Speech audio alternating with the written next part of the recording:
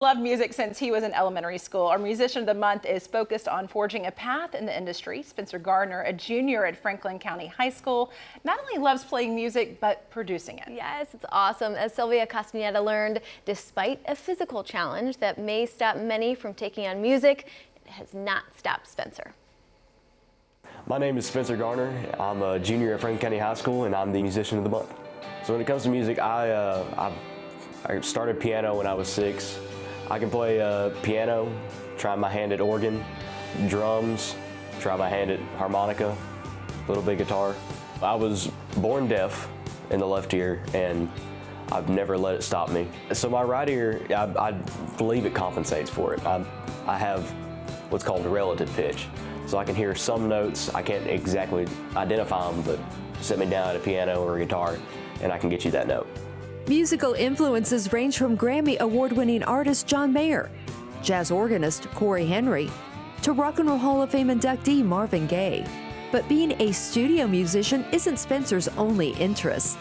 So my path moving forward is to become an audio engineer and, be behind like the big consoles that they give you at live performances and in the studio. Every time I'm listening to a song, I like to take apart the chord progressions and kind of rewrite it and reharmonize it. And I like to see how a different way they could have gone or a different route. So Spencer headed to the Musicians Hall of Fame and Museum in downtown Nashville to learn more about how audio engineers helped shape the Nashville sound. So I understand you are interested in music production. Oh yeah. And the reason why we're standing in front of this very intimidating board here, this board was used to record every album that Garth Brooks put out.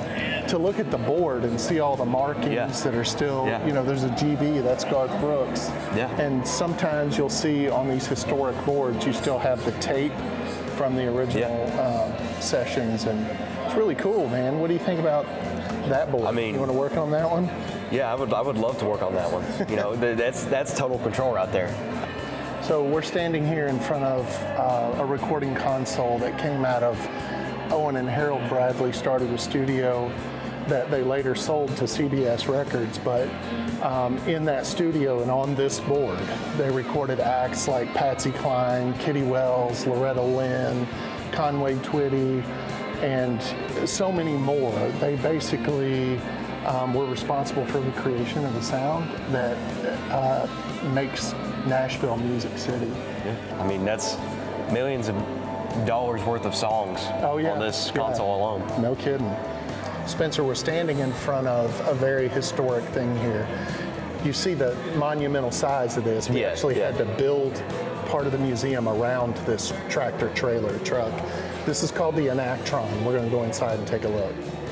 So this Enactron mobile recording studio was one of the very first in North America that was a mobile recording studio, totally self-sufficient and self-contained.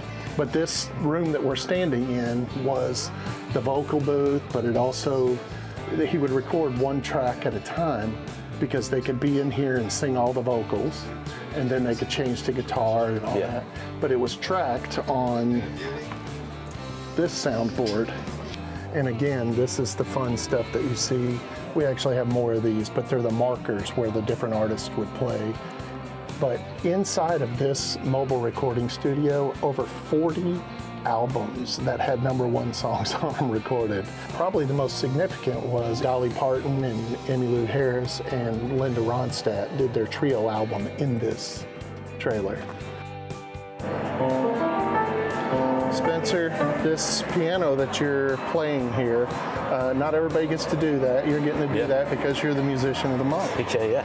You're actually playing on keys that were touched and played by Elton John, John Lennon. When he wrote and recorded Don't Let the Sun Go Down on Me, he would have practiced that on this piano before the recording, so think about that. Sitting here right now, it definitely inspires me to establish myself in both industries, not just the musician side of it, but in the audio engineering side of it. Spencer, on behalf of the Musicians Hall of Fame and Museum, we've got a swag bag here for you with some goodies to take home. And just congratulations. We're Thank you. very proud to have you. It's an honor to be the musician of the month. Yeah, It's very great. cool. It's overwhelming, honestly.